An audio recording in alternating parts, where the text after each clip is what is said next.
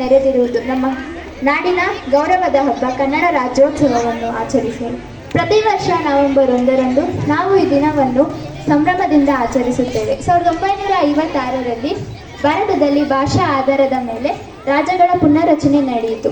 ಆ ಸಮಯದಲ್ಲಿ ಕನ್ನಡ ಮಾತನಾಡುವ ಪ್ರದೇಶಗಳು ಮೈಸೂರು, ಉತ್ತರ ಕನ್ನಡ, ದಕ್ಷಿಣ ಕನ್ನಡ, ಕೊಡಗು, ಹೈದರಾಬಾದ್ ಕರ್ನಾಟಕ ಮತ್ತು ಬೊಂಬೈ ಕರ್ನಾಟಕ ಇವೆಲ್ಲವನ್ನು ಸೇರಿಸಿ ಒಂದು ದೊಡ್ಡ ಕನ್ನಡ ನಾಡನ್ನು ರೂಪಿಸಲಾಯಿತು. ಆಗ ಅದರ ಹೆಸರು ಮೈಸೂರು ರಾಜ್ಯ.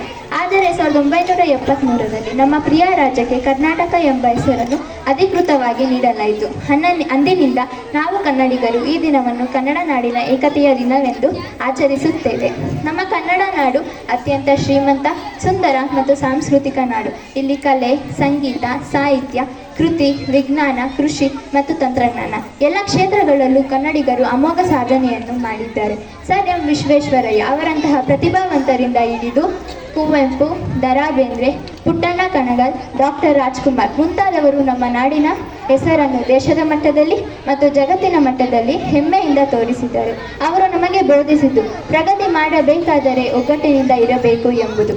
ನಮ್ಮ ಕನ್ನಡ ತಾಯಿ ನುಡಿ ನಮ್ಮ ಹೆಮ್ಮೆ ಎಂದು ಕನ್ನಡಿಗರು ಹೇಳಿದ್ದಾರೆ. ನಮ್ಮ ನಾಡ ನುಡಿಯಲ್ಲಿ ಜೀವವಿದೆ, ನುಡಿಯಲ್ಲಿ ನಾಡಿನ ಆತ್ಮವಿದೆ.